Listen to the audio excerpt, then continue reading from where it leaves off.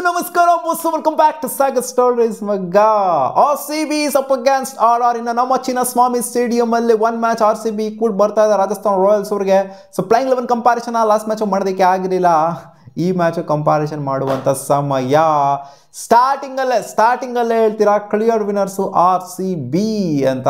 Comparison ಮಾಡೋದೇನೆ ಬೇಡ ಗುರು, clear ಕಟ್ಟಾಗೆ RCBಗಿಂತ ಬಲಿಷ್ಠವಾಗಿ ಕಾಣಿಸ್ತಾ ಇರೋದು, RRಗಿಂತ ಬಲಿಷ್ಠವಾಗಿ ಕಾಣಿಸ್ತಿರೋದು it's RCB. Battle of royals ಅಲ್ಲಿ ಇವಾಗ ಮುಂಚೆಗೆ ಕಂಪೇರ್ ಮಾಡ್ತಾರೆ, ಇವಾಗ ಯಾರು ಸ್ಟ್ರಾಂಗ್ ಆಗಿ ಕಾಣಿಸಿದ್ರು. ಒಂದು ಮ್ಯಾಚ್ ಆಲ್ರೆಡಿ ಆಗಿದೆ, RCB ಡಾಮಿನೇಟ್ ಮಾಡ್ಕೊಂಡು ಗೆದ್ದಿದೆ ರಾಜಸ್ಥಾನ್ ರಾಯಲ್ಸ್ ಮೇಲೆ. ಸೊ ಇದೇ ಉತ್ತರ ಕೊಡುತ್ತೆ ಯಾರು ಸ್ಟ್ರಾಂಗ್ ಆಗಿ ಕಾಣಿಸ್ತಾರೆ ಅಂತ. ಬಟ್ ನಮ್ಮ ಹೋಮ್ ಮೆನ್ಯೂಲಿ ಯಾರು ಸ್ಟ್ರಾಂಗ್ ಆಗಿ ಕಾಣಿಸ್ತಾ ಇದ್ದಾರೆ, ಹೋಮಲ್ಲ ಒಂದು ಮ್ಯಾಚ್ನೂ ಕೂಡ ಗೆದ್ದಿಲ್ಲ. ಸೊ ಇದೇ ಫಸ್ಟ್ ವಿನ್ ಆಗುತ್ತಾ ನಮಗೆ ಅಂತ ಎಲ್ಲರೂ ಕಾಯ್ಕೊಂಡು ಕೂತ್ಕೊಂಡಿದ್ದೀವಿ. ಸೊ ಕಂಪಾರಿಸನ್ ಮಾಡೋಕ್ಕೆ ಬರೋಣ. ಇವಾಗ ಎರಡು ಲೆವೆಲ್ಲ ಅಂದರೆ ಇವಾಗ ರೀಸೆಂಟಾಗಿರುವಂಥ 11ನ ಡಿಸ್ಪ್ಲೇ ಮಾಡಿದ್ದೀನಿ. ಮುಂಚೆ ಇರೋ 11ಗೂ ಇವಾಗಿರುವಂಥ 11ಗೂ RCBಲೂ ಅಷ್ಟೇ RRಲೂ ಅಷ್ಟೇ ಡಿಫ್ರೆನ್ಸ್ ಅಂತೂ ಖಂಡಿತ ಇದೆ. ಸೊ ನೋಡ್ತಾ ಇರ್ಬೋದು RCB ಆ ಲೆವೆನಲ್ಲಿ ರೊಮಾರಿಯೋ ಶೆಫರ್ಡ್ ಬಂದಿದ್ದಾರೆ ಲಿವಿಂಗ್ಸ್ಟನ್ ಅವರ ಜಾಗದಲ್ಲಿ. ಸೊ ಇದೇ ಲೆವೆಲ್ ಇರುತ್ತೆ ಅಂತ ಕಾಣಿಸುತ್ತೆ, ಬೇರೆ ಏನು ಚೇಂಜಸ್ ಆಗೋದಿಲ್ಲ. ಯಾಕಂದರೆ ವಿನಿಂಗ್ ಕಾಂಬಿನೇಷನ್ ಜೊತೆಗೆ ಹೋಗ್ತಾರೆ. ಲಿವಿಂಗ್ಸ್ಟನ್ ಮತ್ತೆ ಆಡಿಸುವಂಥದ್ದು ಎಲ್ಲ ಏನೂ ಇಲ್ಲ, ರೊಮಾರಿಯೋ ಶೆಫರ್ಡ್ ಜೊತೆಗೆ ರಿಟೈನ್ ಮಾಡ್ತಾರೆ. ಯಾಕಂದರೆ ರೊಮಾರಿಯೋ ಶೆಫರ್ಡ್ ಕೂಡ ಲಾಸ್ಟ್ ಮ್ಯಾಚು ಕ್ರೂಷಿಯಲ್ ಆಗಿ ಬೌಲಿಂಗ್ ಅಲ್ಲರೂ ಚೆನ್ನಾಗಿ ಇಂಪ್ಯಾಕ್ಟ್ ಮಾಡಿದರೆ, ಬ್ಯಾಟಿಂಗ್ ಸಿಗಲೇ ಇಲ್ಲ ಅವರಿಗೆ. ರಾಜಸ್ಥಾನ್ ರಾಯಲ್ಸ್ ಅಂತ ಬಂದಾಗ ಸಂಜು ಸ್ಯಾಮ್ಸನ್ ಕ್ಯಾಪ್ಟನ್ನೇ ಚೋಕ್ ಆಗಿ ಈಚೆಗಡೆ ಹೋಗಿದ್ದಾರೆ. ಇವಾಗ ಪಾಪ ಅವರಿಗೆ ಆಗ್ತಾ ಇಲ್ಲ, ಈ ಮ್ಯಾಚ್ನೂ ಆಡೋದಕ್ಕಾಗೋದಿಲ್ಲ ಅಂತ ಹೇಳ್ಬಿಡಿದ್ರೆ, ಅದೇ ಸಂಜು ಸ್ಯಾಮ್ಸನ್ ಆಡೋದಕ್ಕಾಗೋದಿಲ್ಲ ಅಂತ. ಯಾಕೋ ಈ ಸೀಸನ್ ಫುಲ್ ಟೈಮ್ ಇವರನ್ನೇ ಕ್ಯಾಪ್ಟನ್ಸಿ ನಿಭಾಯಿಸ್ತಾರ ಕಾಣಿಸ್ತದೆ. ಇನಿಷಿಯಲಿ ಒಂದೆರಡು ಮ್ಯಾಚ್ ಇವರೇ ಕ್ಯಾಪ್ಟನ್ಸಿ, 3 ಮ್ಯಾಚ್ ಇವರೇ ಕ್ಯಾಪ್ಟನ್ಸಿ ನಿಭಾಯಿಸಿದ್ರು. ಆಮೇಲೆ ಸಂಜು ಸ್ಯಾಮ್ಸನ್ ಬಂದ್ಬಿಟ್ಟು ಒಂದು 2-3 ಮ್ಯಾಚ್ ಕ್ಯಾಪ್ಟನ್ಸಿ ನಿಭಾಯಿಸಿದ್ರು. ಆಮೇಲೆ ಮತ್ತೆ ಇವರಿಗೆ ಬಂದಿದೆ ಅಲ್ಲಿ ಕ್ಯಾಪ್ಟನ್ಸಿ ಅವರ ರಿಯಾನ್ ಪರಾಗ್ ಅವರಿಗೆ. ಯಾಕೋ ಇವರೇ ಫುಲ್ ಟೈಮ್ ಕ್ಯಾಪ್ಟನ್ ಆಗೋ ಥರ ಕಾಣಿಸ್ತಾ ಐತೆ ಈ ಸೀಸನ್ ನೋಡ್ತು ಅಂತ ಅಂದರೆ. ಯಶಸ್ವಿ ಜೈಸ್ವಾಲ್, ಸೂರ್ಯವಂಶಿ 14 ವರ್ಷದ ಹುಡುಗ. ಸೊ ಇವರಿಬ್ಬರ ಓಪನಿಂಗ್ ಪ್ಯಾರ ನೋಡ್ತು ಅಂದರೆ ಫಿಲ್ ಸಾಲ್ಟ್ ಜೊತೆಗೆ ವಿರಾಟ್ ಕೊಹ್ಲಿ ಓಪನಿಂಗ್ ಪ್ಯಾರ್ ನೋಡಿದ್ರೆ, ಸಾಲ್ಟ್ ರನ್ ನೋಡಿತಿಲ್ಲ, ಕನ್ಸಿಸ್ಟೆಂಟ್ ಆಗಿ ರನ್ ನೋಡಿತಿಲ್ಲ. ವಿರಾಟ್ ಕೊಹ್ಲಿ ಕನ್ಸಿಸ್ಟೆಂಟ್ ಆಗಿ ರನ್ ನೋಡಿದ್ರೆ ಗೊತ್ತಿರೋದೇ ನಿಮಗೆ. ಈ ಕಡೆ ಯಶಸ್ವಿ ಜೈಸ್ವಾಲ್ ಕೂಡ ಕನ್ಸಿಸ್ಟೆಂಟ್ ಆಗಿ ಒಂದು ರೇಂಜಿಗೆ ರನ್ಸ್ ಹೊಡಿತಾ ಇದ್ದಾರೆ. ಬಟ್ ಕಂಪಾರಿಸನ್ ಅಂತ ಬಂದಾಗ ವಿರಾಟ್ ಕೊಹ್ಲಿಗೆ ಮುಂದೆ ಹೋಗುತ್ತೆ. ಯಾಕಂತಂದ್ರೆ ವಿರಾಟ್ ಕೊಹ್ಲಿ ಜಾಸ್ತಿ ರನ್ಸ್ನ ಹೊಡೆದ್ರೆ ಯಶಸ್ವಿ ಜೈಸ್ವಾಲ್ಗೆ ಕಂಪೇರ್ ಮಾಡಿತು ಅಂತಂದ್ರೆ, ಸೂರ್ಯವಂಶಿ ಇನ್ನ ಚಿಕ್ಕ ಹುಡುಗ, ಇವಾಗ ಬಂದಿರುವಂಥ ಪ್ಲೇಯರ್, ಏನೋ ಫಸ್ಟ್ ಬಾಲ್ 6 ಲಾಸ್ಟ್ ಮ್ಯಾಚ್ ಹೊಡೆದಿರಬಹುದು, ಅಗ್ರೆಸಿವ್ ಆಗಿ ಸ್ವಲ್ಪ ಆಡಿರಬಹುದು.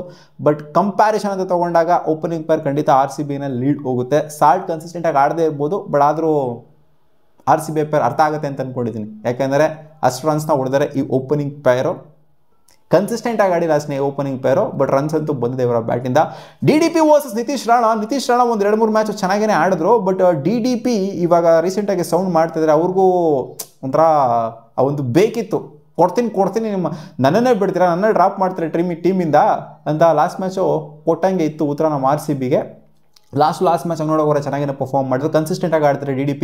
ಸದ್ಯ ಮಟ್ಟಿಗೆ ನೋಡ್ತವ್ರೆ, ನಾನು ವೀಕ್ ಲಿಂಕ್ ಅಂತ ಹೇಳಿದೆ DDPನ, ಬಟ್ ಅವರೇ ಬೆಸ್ಟ್ ಲಿಂಕ್ ಅಂತ ತೋರಿಸ್ಕೊಂಡು ಕೊಟ್ಟರು ಲಾಸ್ಟ್ ಮ್ಯಾಚಲ್ಲಿ. ವಿರಾಟ್ ಕೊಹ್ಲಿ ಕೂಡ ಪ್ಲೇಯರ್ ಆಫ್ ದ ಮ್ಯಾಚ್ ನನಗಲ್ಲ ಆಗೋರು DDPಗೆ ಬರಬೇಕು ಅಂತ ಹೇಳೋ ಥರ ಪರ್ಫಾರ್ಮೆನ್ಸ್ ಕೊಟ್ಟಿದ್ದಾರೆ ಅಂತಂದರೆ, ಕನ್ಸಿಸ್ಟೆಂಟಾಗೆ ಪ್ಲೇಯಿಂಗ್ ಲೆವೆನಲ್ಲಿ ಖಂಡಿತ ಆಡ್ತಾರೆ. ಡ್ರಾಪ್ ಮಾಡುವಂಥ ಮಾತೇ ಇಲ್ಲ DDPನ, ತಲೆ ಮೇಲೆ ತಲೆ ಬಿದ್ರು ಅಷ್ಟೇ. ನಮ್ಮ 4ಅಲ್ಲಿರುವಂಥದ್ದು Rajat Patidar comparison with Riyan Parag. Comparison ಮಾಡ್ತಂದ್ರೆ ರೀಸೆಂಟಾಗಿ ರಜತ್ ಪಟಿದಾರ್ ಅವರ ಬ್ಯಾಟಿಂದ ರನ್ಸ್ ಬಂದಿಲ್ಲ. ನಾವು ಅಂದ್ಕೊಂಡು ಎಕ್ಸ್ಪೆಕ್ಟೇಷನ್ ಇಟ್ಕೊಂಡಂಥ ರನ್ಸ್ಗಳೆಲ್ಲ ಬಂದಿಲ್ಲ.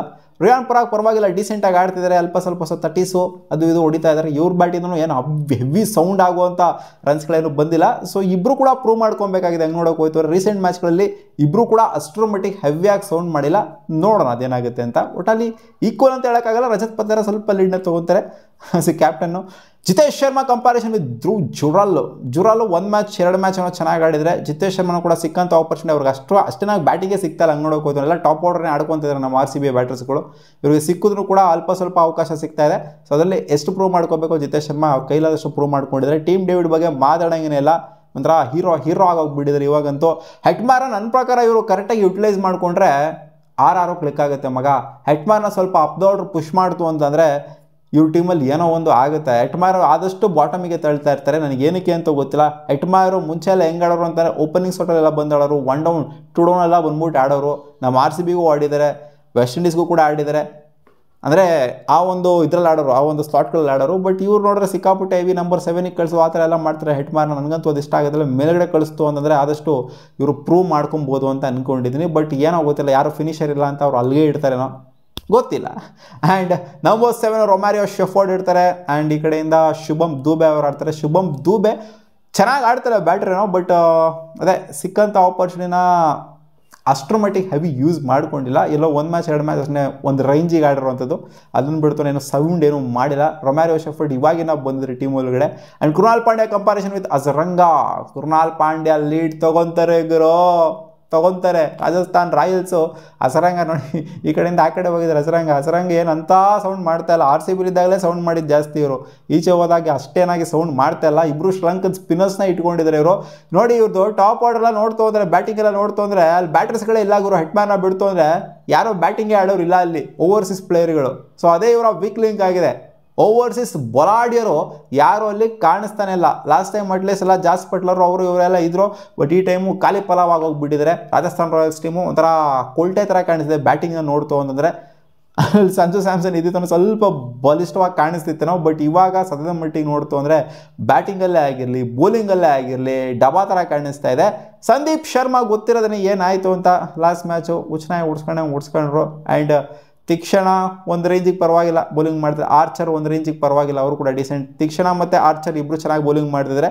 ಸೊ ಅದು ಬಿಡ್ತು ಅಂದರೆ ಕನ್ವಿನ್ಸ್ ಯಾರೂ ಮಾಡ್ತಾ ಇಲ್ಲ. ಸಂದೀಪ್ ಶರ್ಮಾ ಆಗಲಿ, ತುಷಾರ್ ದೇಶಪಾಂಡೆ ಆಗಿರಲಿ, ಬೇರೆಯವರಾಗಿ ಅಸರಂಗ ಆಗಿರಲಿ, ಸೊ ಯಾರು ಕೂಡ ಬೌಲಿಂಗಲ್ಲಿ ಕನ್ವಿನ್ಸ್ ಮಾಡ್ತಿಲ್ಲ. ಆ್ಯಂಡ್ ಬ್ಯಾಟಿಂಗಲ್ಲಿ ಜಾಸ್ವಾಲ್ನ ಬಿಡ್ತು ಅಂತಂದರೆ ಇಲ್ಲಿ ಯಾರು ಕನ್ಸಿಸ್ಟೆಂಟಾಗಿ ರನ್ಸ್ನ ಹೊಡಿತಾ ಇಲ್ಲ. ನಿತೀಶ್ ರಾಣಾ ಒಂದು 2 ಮ್ಯಾಚ್ನ ರನ್ಸ್ ಹೊಡೆದ್ರು, ಅದನ್ನು ಬಿಡ್ತು ಅಂದರೆ ಕನ್ಸಿಸ್ಟೆಂಟಾಗಂತೂ ಆಡಿಲ್ಲ. ನಮ್ಮ RCB ಬೌಲರ್ಸ್ಗಳಂತೂ ಕೇಳಂಗೇನಿಲ್ಲ, ಎಲ್ಗೋ ಹೊಲ್ಟೋಗ್ಬಿಟ್ಟಿದ್ದಾರೆ. RCB ಬೌಲಿಂಗ್ ಆಗಿರೋದು ಅಂತ ನಮಗೆ ಆಶ್ಚರ್ಯ ಆಗ್ತದೆ. ಯಾಕಂದರೆ ಯಾವ ಸೀಸನ್ ಕೂಡ ಈ ಮಟ್ಟಿಗೆ ಬೌಲಿಂಗ್ನ ನಾವಂತೂ ನೋಡಿಲ್ಲ. ಕನ್ಸಿಸ್ಟೆಂಟಾಗೆ ಪ್ರೂವ್ ಮಾಡ್ಕೊಳ್ಳೋವಂಥದ್ದು. ಲೋ ಟಾರ್ಗೆಟ್ನ ಹೊಡೆದ್ರೂ ಕೂಡ RCB ಬೌಲಿಂಗು ಸಖತ್ತಾಗೆ ಒಂಥರ ಪ್ರಿಪೇರ್ ಆಗಿಬಿಟ್ಟು ಬರ್ತಾರೆ. ಅಷ್ಟು ಈಸಿಯಾಗಿ ಬಿಟ್ಕೊಂಡು ಕೊಡೋದಿಲ್ಲ RCB ಬೌಲಿಂಗು. RCB ಬೌಲಿಂಗಿಂದ ಅಂತೂ ಒಂದು ಮ್ಯಾಚ್ನೂ ಕೂಡ RCB ಈ ಸೀಸನು ಸೋತೇ ಇಲ್ಲ. ಸೋತಿದ್ದು ಏನಿದ್ರು ನಾವು ಬ್ಯಾಟಿಂಗಿಂದ ಸೋತಿದ್ದೀವಿ ಅಷ್ಟೇ. ಸೊ ಬೌಲಿಂಗ್ ಬಗ್ಗೆ ಮಾತಾಡೋಂಗಿಲ್ಲ ಗುರು. ಕ್ಲಾಸು, ಮಾಸು, ಆ್ಯಕ್ಷನ್ ಎಲ್ಲ ಇದೆ. ಬ್ಯಾಟಿಂಗಲ್ಲೂ ಕೂಡ ಚಿಂದಿ ಆಗಿದೆ ನಮ್ಮ RCB. ಸೊ ಅನ್ಡೌಟೆಡ್ಲಿ RCB ನೀವು ಕಂಪೇರೇ ಮಾಡೋದು ಬೇಡ. RCB ಲೀಡ್ ಹೊರಟೋಗ್ಬಿಡುತ್ತೆ. ಎಲ್ಲ ಒಂಥರ ಗಜಾಂತರ ಅಂತ ಹೇಳಬೇಕು. ಆಕಾಶ ಭೂಮಿಯ ಕಂಪ್ಯಾರಿಸನ್ ಮಾಡೋದಿದೆಯಲ್ಲ.